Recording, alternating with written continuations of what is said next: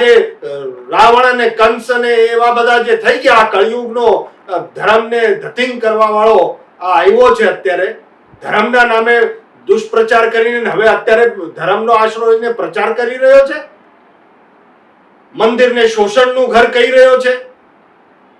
આ ગામડે ગામડે બધા ગામના લોકો મળીને રામજી મંદિર બનાવે છે, તો હું શું એ શોષણનું ઘર છે?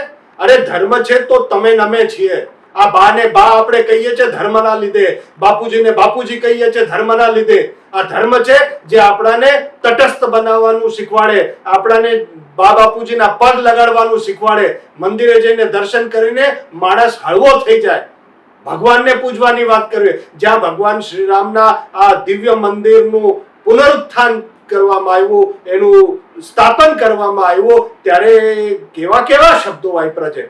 યોગી આદિત્યનાથ જેને યુપીનું આખી ધર્મની સ્થાપના તો કરી, સાથે સાથે રામ મંદિરની સ્થાપના કરીને યુપીને આટલું ઊંચું લઈ આવ્યા। આવા યોગી સાધુઓનું એ યોગીજીનું કે યોગીજીના કાન ખેંચવા જોઈએ, શરમ આવવી જોઈએ તને। હું તો બધા સાધુ સંતો જેટલા પણ આ ગિરનારની છાયામાં છે અને આ જે ભેસાણ વિસાવદરના પંથકમાં જેટલા પણ સાધુ સંતો છે, બધા સાધુ સંતોને અપીલ કરું છું, નાના મોટા કળદર્શન, કે બધા હવે આ રૂમની મીટિંગો બંધ કરીને રસ્તા ઉપર આવીને આનો વિરોધ કરો, ગામમાંથી છાજિયા કાઢીને એનો બારે કાઢો, બહિષ્કાર કરો। કેવું બોલ્યો છે બધા ભૂદેવો માટે, બ્રાહ્મણો માટે કેવું બોલ્યો છે બધા બ્રાહ્મણોએ।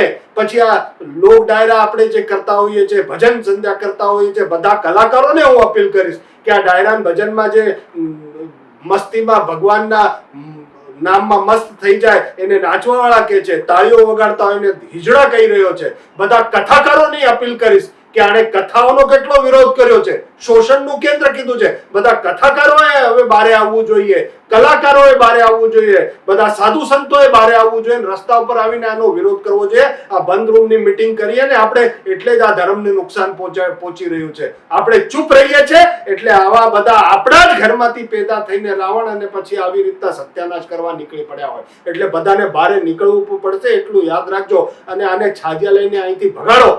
આ ગિરનારની ભૂમિ છે, આ ધર્મની ભૂમિ છે, અને ધર્મના અંદર આવા ધુતારાઓ નહીં ચાલે। અને હું જુવાનિયા નહીં કહું છું કે તડક ફડક ભાષણથી તમે કદાચ થોડા ઘણા ખુશ થઈ જતા હશો, પણ તમારા બા બાપુજીને હિજડા નાચવા વાળો કહી રહ્યો છે, તમે કયા મોડે તમારા ઘરમાં જશો? અને હું તો એમ કહું કે આ ગોપાલ ઇટાલિયાને જો કોઈ સમર્થન કરતું હોય તો હિન્દુના પેટનો નહીં હોય। આવા અધર્મીને કાઢીને ફેંકો છે, ધર્મની તાકાત તો એકવાર બતાડો તમે।